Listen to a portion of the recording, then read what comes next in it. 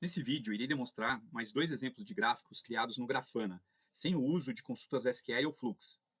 Os dados obtidos agora são de paradas simuladas no Venode Gateway, o qual, em situações reais, teria o mesmo funcionamento, porém com dados fornecidos por dispositivos, PLCs, IHMs ou outros sistemas industriais. Se você quer mais detalhes sobre a simulação das paradas, verifique o link para o vídeo específico nos comentários.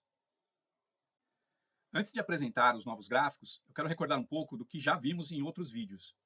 Primeiro, indicadores que trazem valores em tempo real a partir de tags de PLCs ou outros sistemas.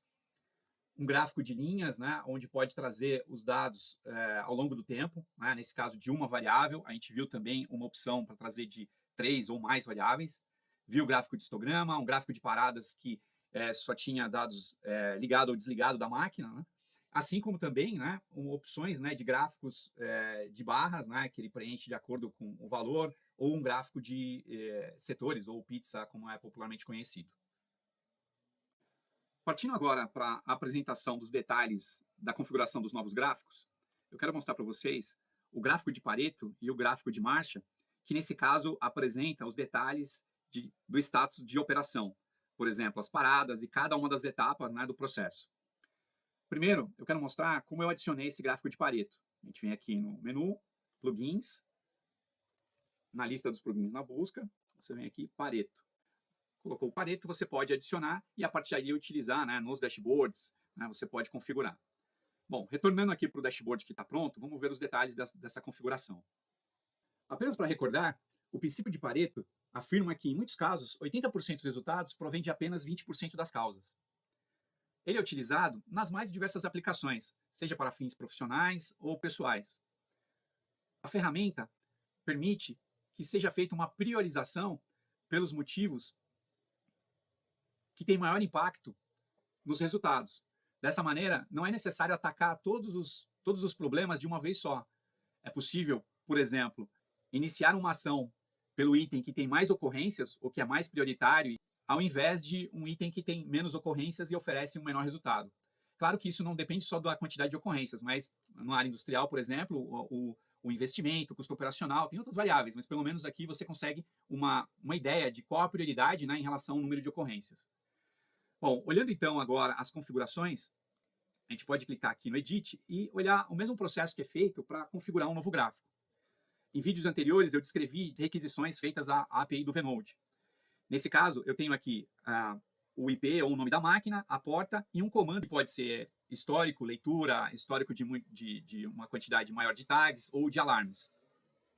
Note que aqui é a URL básica, mas eu já configurei também parâmetros que poderiam estar na própria requisição, que agora são configuráveis de uma maneira mais simples, que inclusive eu posso criar uma automação através de outros recursos dentro do Grafana. Nesse caso, eu estou declarando, por exemplo, qual tag eu estou lendo, qual que é o início, que já está interligado com o painel do Grafana, e qual que é o modo, nesse caso, modo de leitura de dados brutos. Quando eu faço a requisição para a API do Venode, eu recebo uma resposta em formato de uma mensagem JSON.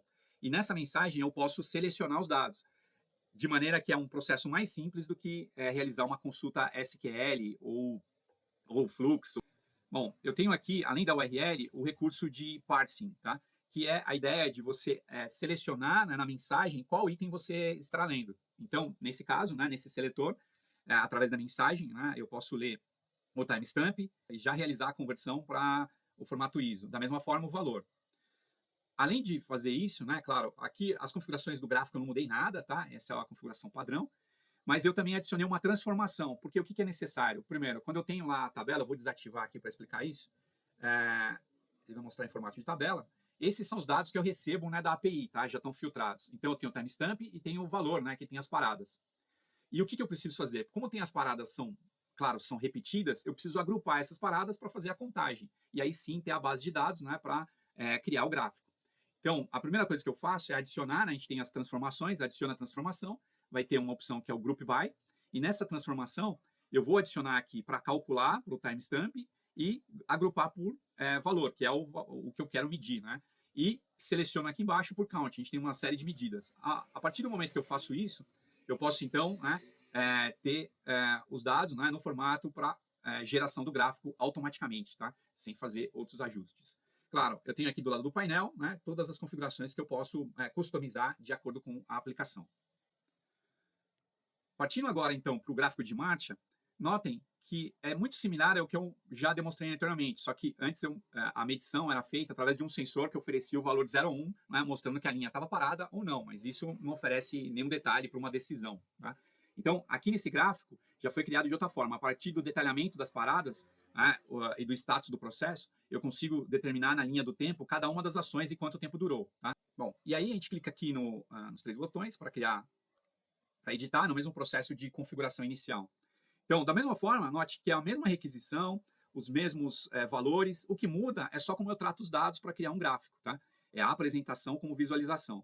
Nesse caso, eu escolhi o gráfico State Timeline e ajustei as configurações aqui, né? O parsing é o mesmo, tá? Só para voltar aqui, ó, eu estou trazendo os mesmos dados que eu mostrei do gráfico de Pareto, tá? Que é o timestamp e o valor, da mesma forma. E aí sim, transformação não foi necessária, mas eu tive que ajustar os valores no gráfico. Nas configurações do gráfico para eu ter essa visualização que vocês estão vendo agora. Note que eu tenho aqui Edit Volume Mappings, onde eu posso determinar as cores, né, que eu tenho dentro desse gráfico. Por exemplo, vou mudar aqui para verde, notem que já mudou. Amarelo, notem que eu posso mudar, né, de acordo com o que eu entender que é melhor, né, para visualização da operação. Ok? Bom, eu vou manter aqui no vermelho, tá? E aí, aqui só para mostrar para vocês isso, Edit Mappings, a gente tem algumas possibilidades quando a gente cria esse mappings, tá? A gente pode ser por valor, por range, por regex, que foi o que eu utilizei, né? Que é uma forma também de seleção de dados, tá? Então, uma expressão, né, que a gente pode selecionar, substituir, tem várias aplicações para regex. Então, foi isso que foi feito, até para dizer aqui parada programada e parada não planejada, né, para mudar as cores. É assim como também quando eu tenho um problema que desconecta, né, nesse caso está com uma licença temporária, então o valor fica nulo. Então, ele também vai apresentar o valor em branco para eu saber que naquele período eu não tive operação do sistema. Então, essa é a configuração, né? Notem que é muito simples, eu não preciso de consultas SQL ou Flux, né? Com as mesmas requisições que eu já apliquei em outros casos, eu consigo gerar diferentes tipos de gráfico com os ajustes para cada necessidade de dados.